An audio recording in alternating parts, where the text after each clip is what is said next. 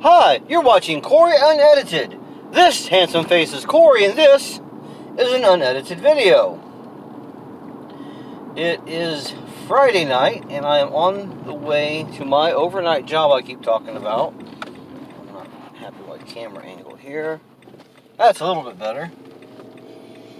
So, I'm on the way to my overnight job. My other job, being a web developer, business owner, has some responsibilities that come along with it, like doing my taxes. And I had been using a free online service called Waveapps to do my accounting, but I had let it sit for a long time without actually, going and doing my monthlies or whatever. I don't even know how long it had been. And it was the first piece of accounting software I'd ever used. And so as I learned to use it, that became the model in my mind of how a piece of accounting software should work. Well, they had an update. Their update broke that model. And so I poked around and prodded around and talked to their live chat, and I wasn't finding a way to make their current software fit within the model that had been built in my mind. So I found a free piece of software called Manager.io. I believe it was a GNU licensed open source software. Actually, I might be mistaken on that. No, that was a different piece of software. There was new books or something like that. Anyways, Manager.io, it's free unless you want to use the cloud version or the self-hosted server version. I'm just using the desktop version, so I get it for free. And right out of the box, it doesn't quite fit that mental model I was talking about. But for this year, it's 2019, so I'm talking about taxes for 2018. I'm trying to catch up all my books for 2018.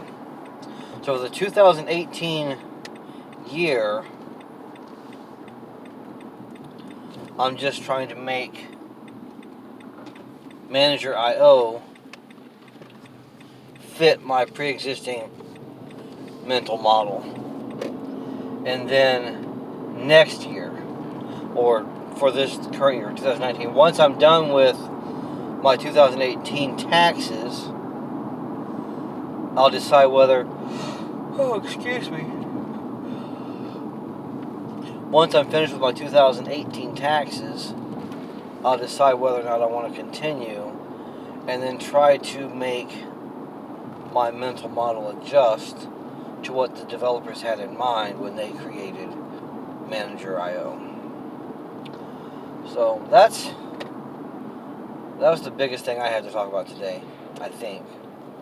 I keep talking about my Charlie Brown doll, and I had tried to use straight caulk, silicone caulk, as a means of making a mold, and it got stuck all over Charlie's foot.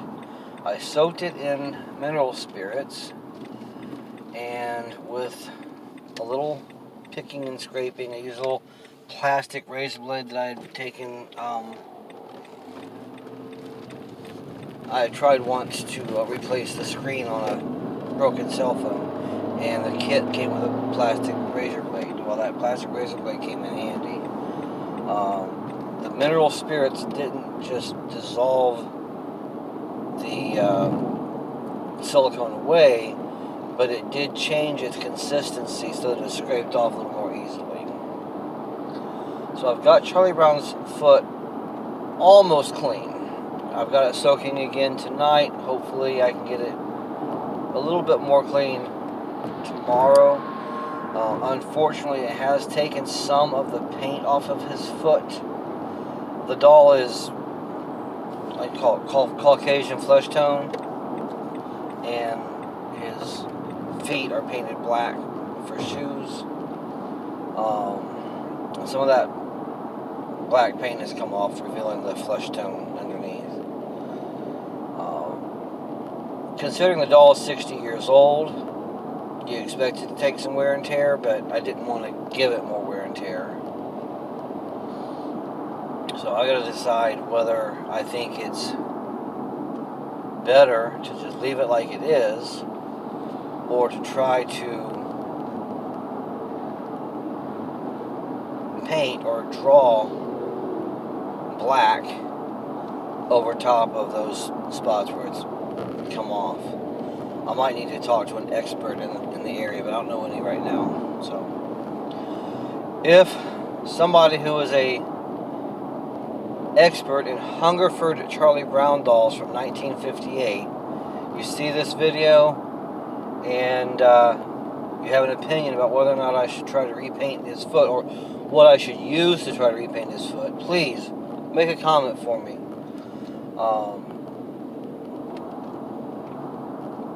I probably should have made that 2 separate videos, because whoever might be watching for a Hungerford doll isn't going to probably stick around through what I was talking about for my business.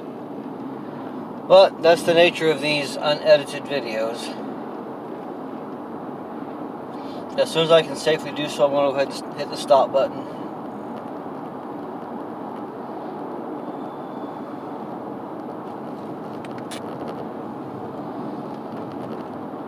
In the meantime, I guess you can see where I'm going.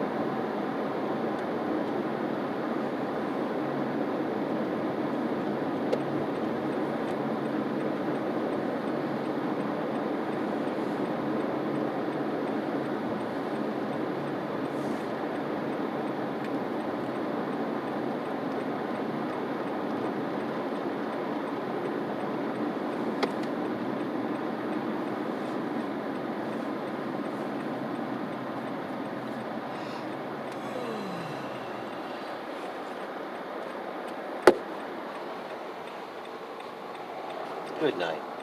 God bless you.